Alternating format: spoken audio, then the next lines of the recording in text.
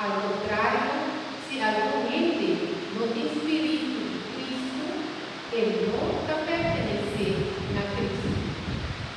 Ahora, si espíritu de Dios quiere a resucitar sus moribundos, está viva de mozo, y Jesús quiere a resucitar Cristo moribundo, también tuvo una vida na vossa culpa mortal, para medio de su espíritu, quiere está viva de mozo.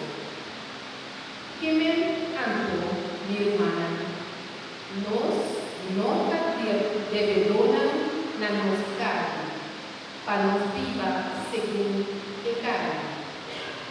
Pa sombra, si vosso lo viva según el carne, vosso lo muere. Pero si pa medio del espíritu, vosso lo mortifica, que obra de vosso culpa, vosso